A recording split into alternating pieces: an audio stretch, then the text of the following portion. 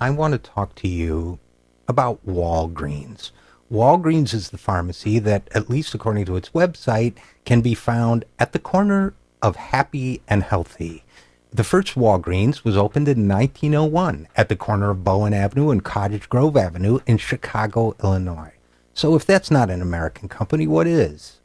But if its executives have its way, it will soon be found near the intersection of Ziegelacker and Untermattweg in Bern, Switzerland.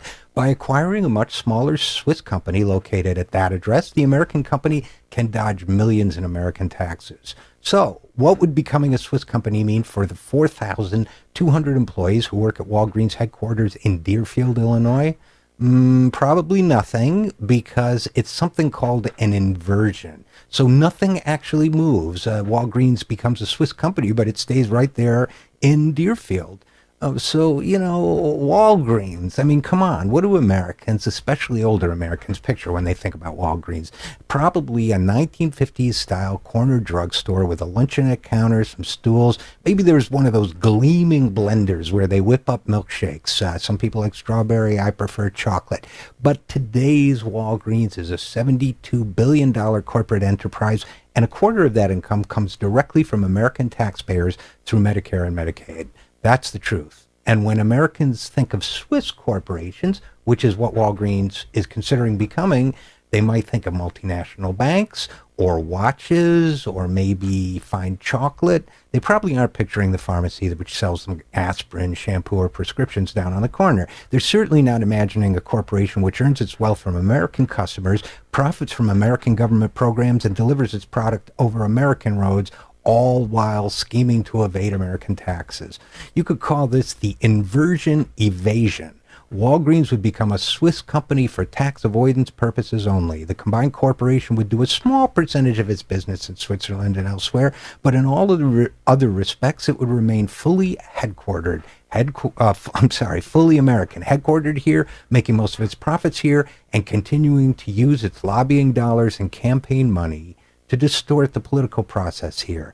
The evasion hasn't received much public attention, but it's quickly moving into the spotlight. Senator Dick Durbin has already written a letter suggesting that Walgreens could become the subject of a boycott if it decides, or pretends might be a better word, to become a Swiss corporation.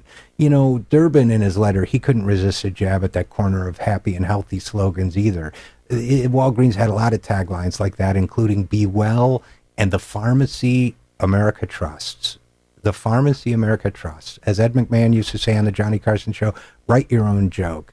And you know, the CEOs must be feeling the heat because Heather Bresch, who's the head of a pharmaceutical company called Mylan, called in some favors to get a very favorable article written about herself in the New York Times. She is the daughter of U.S. Senator Joe Manchin of West Virginia, a Democrat, and the headline given to the article about her reads, and I'm not making this up, "Reluctantly, patriot flees homeland for greener tax pastures." Reluctantly, patriot flees homeland for greener tax pastures. Can you imagine if people did that in their love lives? Reluctantly, loving husband flees wife for younger woman. The fact is, it's a betrayal. Now, why is she going? Heather Bresch doesn't have a real complaint. Statutory corporate tax rates, the official rate, yeah, they're high in the U.S., but the actual rate paid by corporations after they're done with their loopholes is actually very much on the low end in this country. It's just that there'll always be another country out there willing to charge a little less, no matter how low our rates, in return for draining some profits out of the U.S. economy. So the policy choice is simple. Either end the inversion evasion, you might call it the inversion perversion, or be condemned to an endless race to the bottom on tax rates. That's a race that the American people are doomed to lose. I'm Richard RJ Eskow, and this is The Zero Hour.